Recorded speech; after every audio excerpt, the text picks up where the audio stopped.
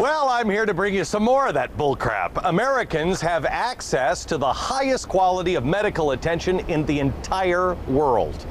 But the sad reality is that millions still go uninsured. Far too many of those people are children.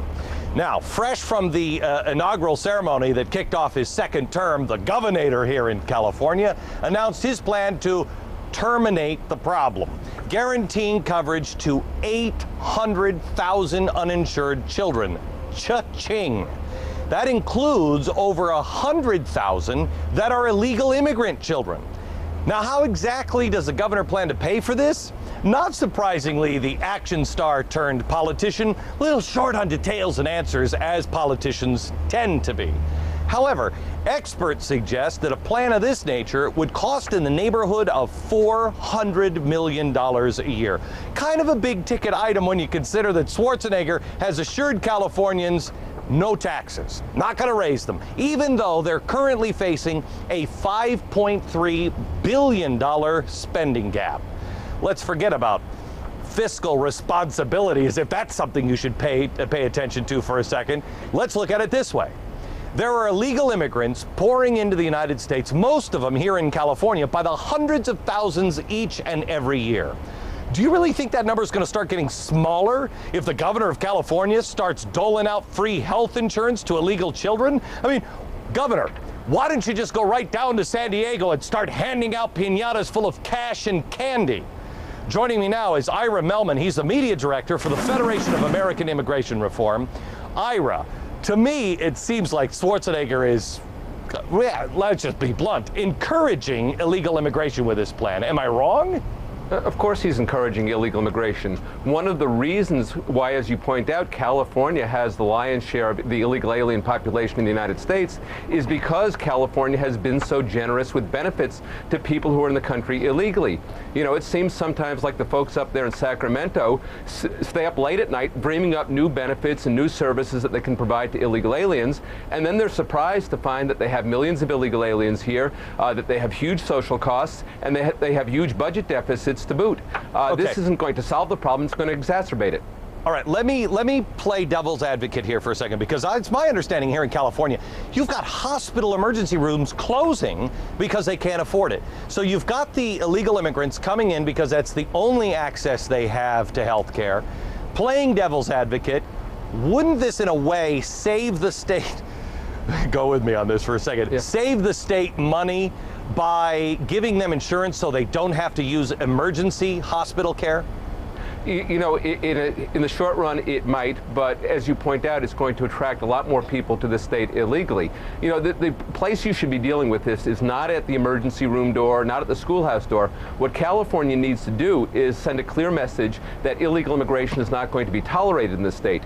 You have local governments, for instance, in Hazleton, Pennsylvania, that have started going after the employers, they have started going after the landlords, saying to those folks, look, it is your actions that are causing illegal aliens to settle here, imposing burdens on the community. We're going to hold you responsible. That's what California needs to do. We in the state need to start holding the businesses, the landlords accountable because they're profiting, and then they're sticking everybody else with the bill.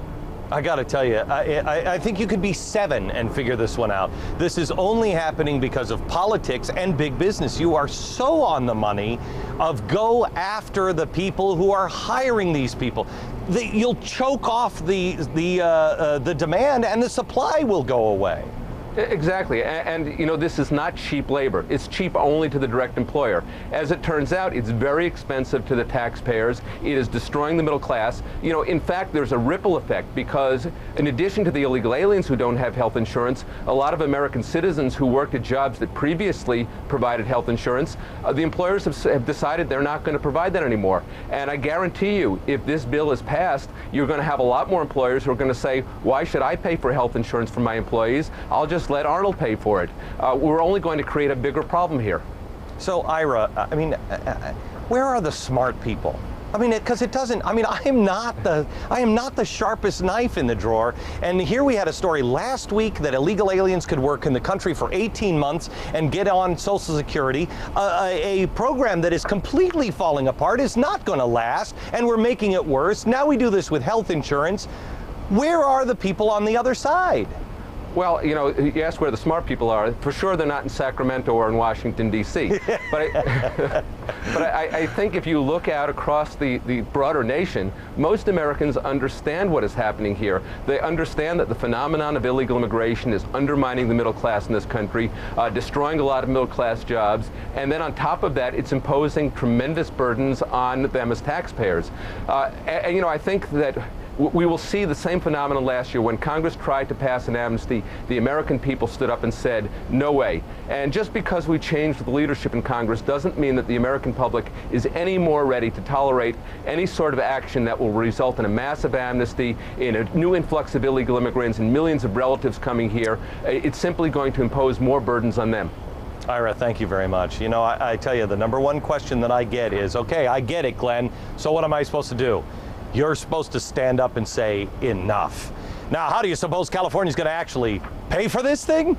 Well, I've got a suggestion for the governor. You know, start small, maybe by selling the naming rights to the Golden Gate Bridge. Really, seriously, the Hormel Beef Chili Bridge, not bad.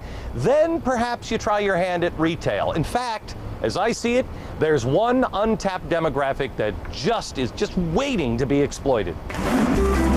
Hola, amigos! Thinking about visiting America but don't want to pay those exorbitant travel costs? Well, your worries are over. At Golden State Letters, we have letters to fit all your travel needs. Need to get over a 40-foot fence? It's your lucky day. We have 41-foot letters, priced to move, and built right here in California by friendly forced prison laborers. Golden State Letters, welcoming immigrants to California one step at a time.